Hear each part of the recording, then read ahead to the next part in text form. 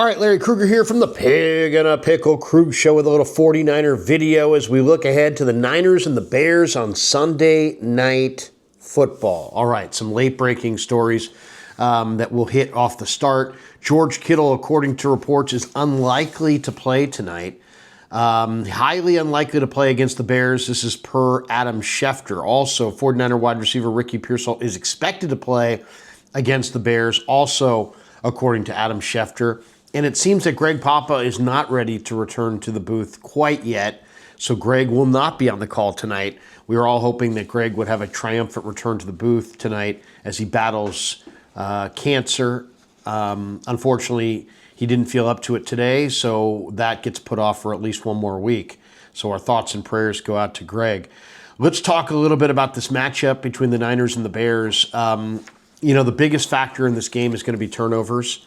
The Bears defense is getting by not because it's a good defense. It's getting by because they're getting turnovers. They forced 31 turnovers this year. It's the most in the league. If you look at their defense is just pretty mediocre. 18th in passing yards allowed, 25th in rushing yards allowed, 24th in scoring percentage allowed. But that turnover has been the ultimate equalizer. Their defense has forced a turnover in 13 of their 15 games this year. They forced at least 2 turnovers in 9 of 13 games, 9 of those 13.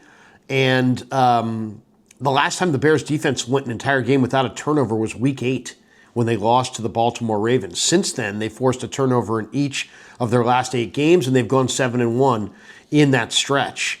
Interceptions are their bag. They've got 21 of their 31 turnovers have come via the interception. They've got 3 players in the top 3 in interceptions in the league. Kevin Byard, the veteran safety, leads the league. He's got 6 picks. Nashawn Wright's got 5. Tremaine Edwards, the linebacker's got 4. So the Bears pick off the football. Now, Brock Purdy, that's the key. Don't turn it over. The 49ers have a 13.2 turnover percentage, 5th highest entering Week 16. Brock does have 3 multi-interception games in only 7 starts this year, but he's definitely settled down in recent weeks, and he's only had 1 interception over his last 3 games. To me, this is the key. If Brock Purdy throws interceptions, the Bears can beat the Niners. If Brock Purdy takes care of the football and doesn't turn it over, the Bears are going to have a really hard time beating the 49ers. So, that's the thing. Every advantage can be a disadvantage as well. The advantage for the Bears is they've got 21 interceptions. The downside of that is they lean on that. So if they don't get those interceptions, they don't really feel like themselves. If they don't get those extra possessions, they're not the same team. They're a pretty mediocre defense overall, but they do turn you over. So if you can avoid those turnovers, major advantage 49ers if they can avoid the turnovers. Now the Bears, what makes the turnover thing that much more of an issue is that the Bears offense does not turn the ball over. They've turned the ball over 10 times all year. For those of you who are asking, yes, that's the fewest turnovers by any offense in the league this year. Early in the year, they had some turnover issues. They had 6 turnovers in the first 7 games, but they have just 4 over their last 8 games. So they get turnovers, they don't turn it over, and so their turnover margin becomes a huge part of their winning equation. Now, can the Niners defense force turnovers? That has not been their strength this year. The Niners have forced 16 turnovers this year. That's 21st in the NFL. Only 6 interceptions for the 49ers all year, ranking 28th in the NFL. But the Niners have been better recently. If you look at the numbers, they only forced 7 turnovers in their first 10 games, but they've forced 9 turnovers in their last 5. Turnovers tend to come in bunches, and the 49ers are now starting to get them. The interesting thing about Caleb Williams is that he's actually thrown 5 of his 6 picks this year have come when he's in a clean pocket. So, when you blitz him, you're giving him defined reads. A lot of young quarterbacks actually like that because it tells them where to go with the ball. You're giving them kind of a blueprint of where to go with the ball. Where if you drop 7 or 8 into coverage and make him be accurate, I don't know that that's his forte. 17 of Williams' 23 touchdowns have come when he's been kept clean, but he throws interceptions at a higher rate when he's not facing pressure. So will the Niners Salah's done both, right? He's blitzed 48% of the time. He's blitzed 0% of the time. So it'll be very interesting to see what Robert Salah's pressure plan is for Caleb. Caleb's only got one interception on 197 dropbacks when he's been under pressure. So he's got a 0.5% interception rate when he's not being pressured. So, or when he is under pressure, I should say. So it's almost better not to not, pressure him. And, and at that point, it seems like you're not make him read the field, make him see the field. Don't give him predefined reads. The Niners for the year blitz at a 17.7% rate. Only the Bengals defense blitz at a lower rate than the Niners. The Niners defense ranks 26th in hurry percentage, 29th in quarterback knockdown percentage, and 31st in pressure rate. So, Caleb's going to have time. He's going to have time to throw, you would think. And so it's going to be a huge emphasis on, trying to play good coverage down the field because the numbers say he's going to have some time to throw. What's at stake tonight? Well, both teams are still battling for the number one seed in the NFC. These are two of the hottest teams in football. The Niners and the Bears have combined for only 2 losses since the beginning of the month of November. This is the hottest young team in the NFL. This is the hottest veteran team in the NFL, and they're going head to head. And that right there makes for an incredible game. Now, the Niners are not going to have Kittle most likely, and that's a huge loss. He's missed 5 games this year, and yet he's got the 3rd most touchdown receptions of any tight end in the league. And the Bears could be without their Mike linebacker TJ Edwards, who was limited Friday with a glute injury. He's a guy that they use quite a bit defending the tight end. One of the keys is the Bears defense I think this is kind of an interesting inside football take, but the Bears defense has faced, if you look at DVOA, the 3rd easiest strength of schedule, while the 49ers offense has faced the 2nd most difficult schedule per DVOA. So this Bears defense is not necessarily tested against the best offenses, and yet Brock Purdy and this Niner offense has been tested consistently by top-tier defenses. And so maybe the Niners' offensive numbers are a little suppressed, and maybe the Bears' defensive numbers are not necessarily reflective of what they are. But it's a major advantage, I think, for the 49ers when you really look at it. The one thing with Chicago and Dennis Allen, they're going to play a ton of man. He's going to mix things up front and give you a bunch of different looks up front, but he's going to be relatively simplistic on the back end. They're going to play a ton of man and make Brock Purdy prove that he can beat man coverage.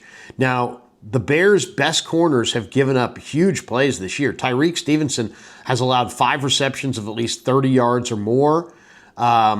He's been Nahshon Wright has been the most targeted corner on the Bears team. He's given up 7 receptions of at least 24 yards.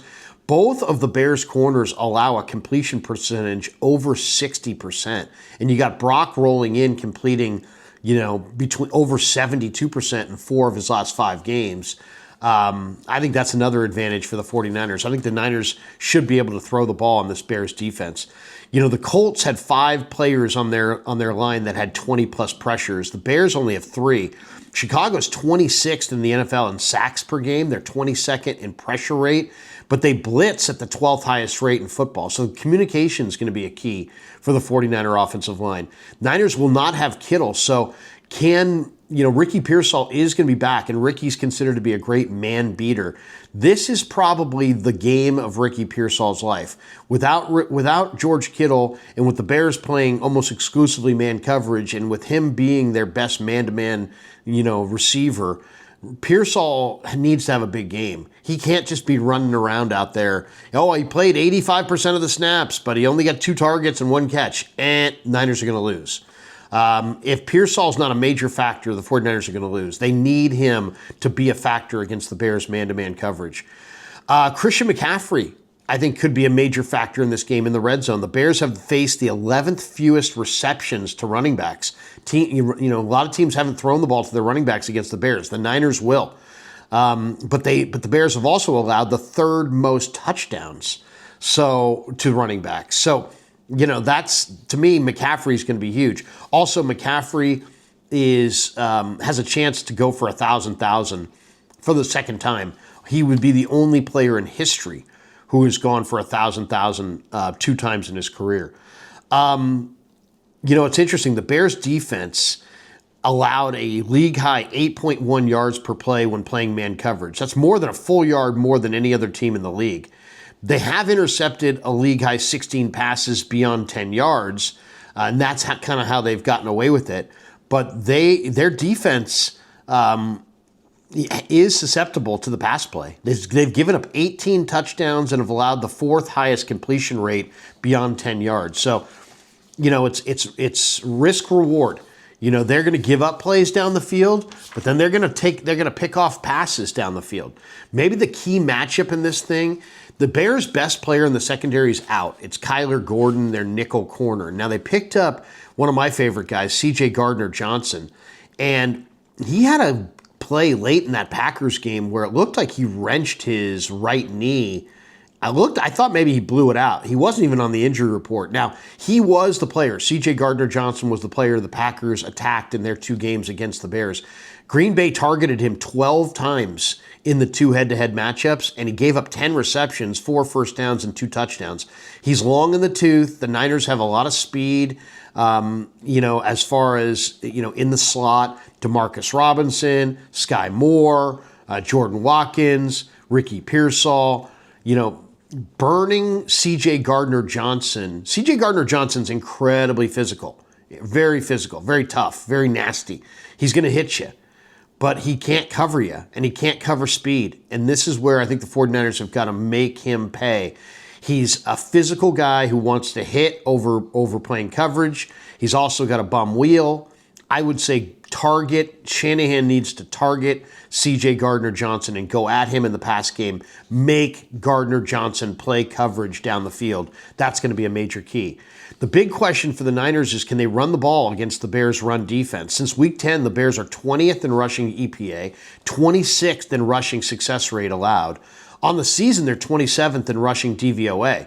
The Niners' ground game has been a problem. I mean, they ran well last week against the Colts.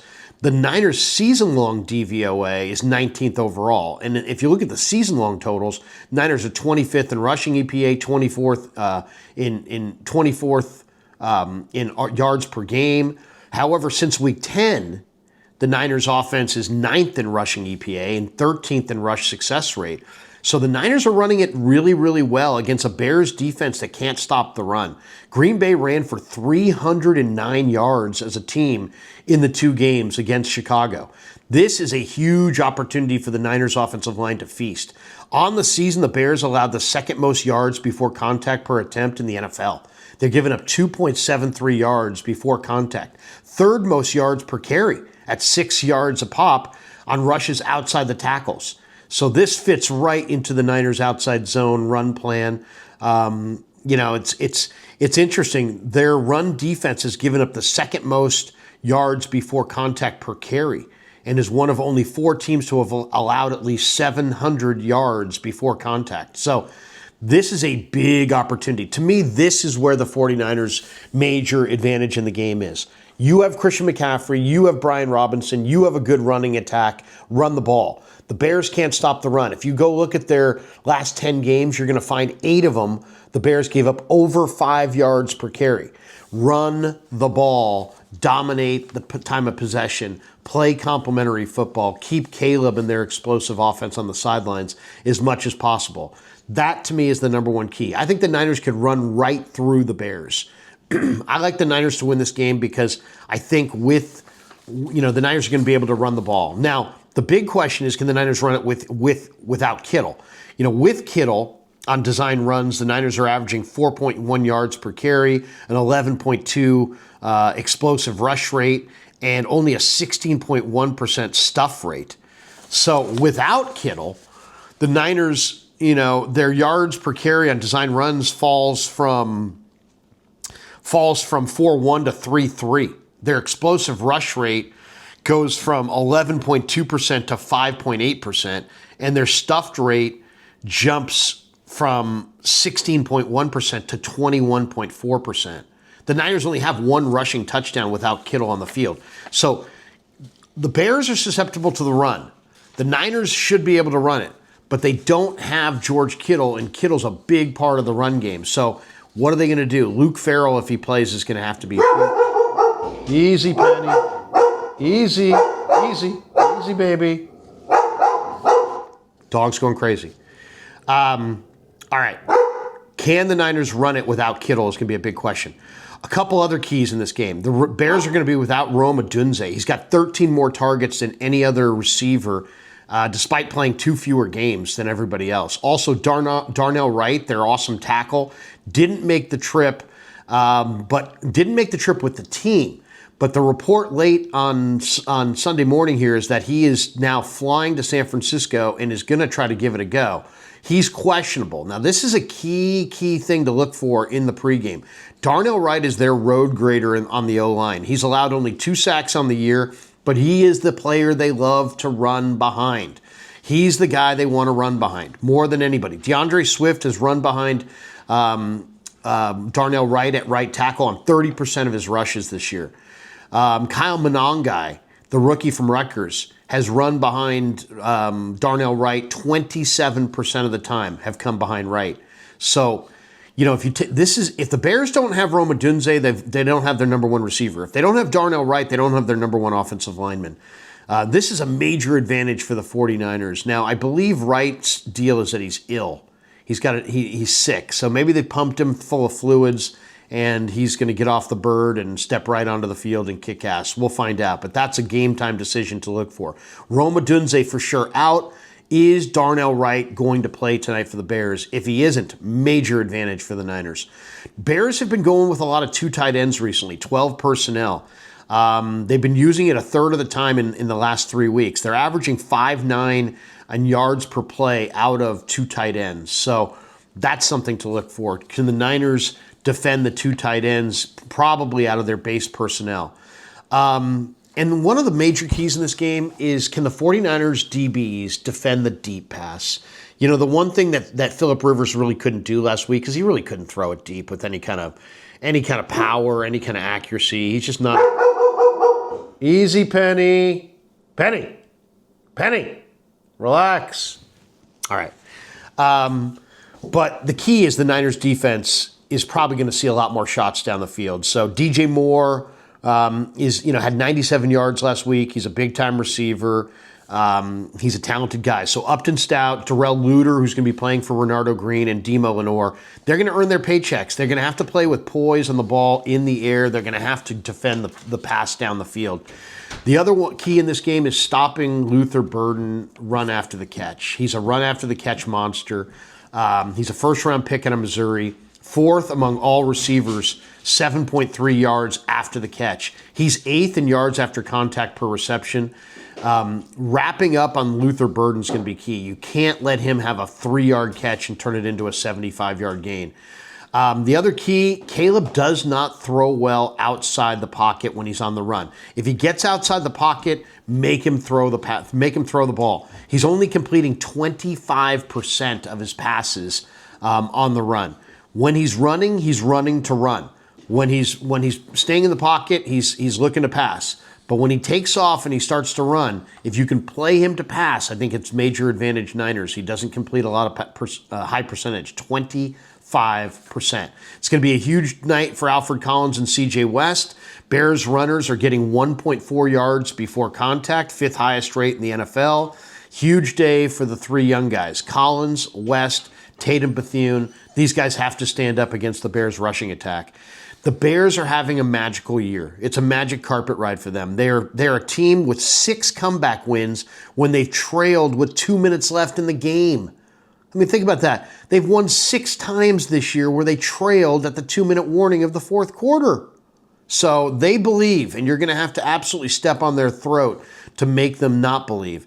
DJ Moore's ill. His status is questionable for tonight. That will be a huge break for the Niners if he doesn't go.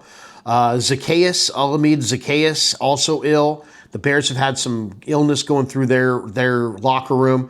Both those guys have been downgraded to questionable. So Noah Dunze, if DJ Moore can't go and Zacchaeus can't go, it may be a run-heavy attack. So look for that before the game. Is DJ Moore out or up? Is Zacchaeus going to play or not? Is Darnell Wright going to play or not? These are huge questions for the 49ers. Also, McCaffrey, we mentioned before, 151 receiving yards away from becoming the first ever to go for 1,000 for a second time. That is huge. And also, we should tell you the Niners activated Eric Kendricks and Braden Willis. The Willis, thing probably because Kittle's not going to play. Kendricks has been terrible in pass coverage over the last year. That's, to me, my biggest concern for the Niners is can their linebackers stand up in pass coverage? I don't think they can. I think the 49ers have the best. The ironic part about the Niners is they have the best pass coverage linebacker in pro football, Fred Warner. Now he's out. And the rest of these guys can't play coverage. Gifford, no. Bethune, no. Kendricks, no. They can't do it. So I don't know how that, to me, that's the big thing that the Niners have to avoid is they have to avoid huge plays down the field in the passing game. Their secondary's got to stand up. Their linebackers have to stand up. All right, 49er football season is presented all season long by Sleeper, the fastest growing fantasy platform in the world. It's a one-stop shop. You get blazing fast news, real-time stats, group chat, season-long leagues, and of course, Sleeper picks for daily fantasy. Use promo code Larry, L-A-R-R-Y. Sleeper will match your first deposit up to $100. Links in the description. Terms and conditions do apply. All right. It's time for the prediction. What is it going to be? I think Brock Purdy's going to play really well. I don't think the Bears' defense is ready for this 49er offense, even without Kittle. I like Purdy to stay hot and continue to make big plays.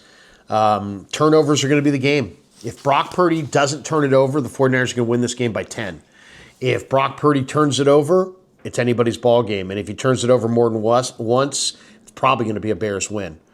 All right, thanks to Pig and a Pickle for being the title sponsor of the Krug Show. Check them out. They're in Emeryville. They're in Corte Madera, and soon they'll be opening in Petaluma. Thanks to all of you. Sorry for the penny interruptions. Hey, it's a golden retriever, and she's, she doesn't like squirrels, and there's a lot of them around this time of year. Be careful for the squirrels. Beat those squirrels. Beat those Bears. Go Niners.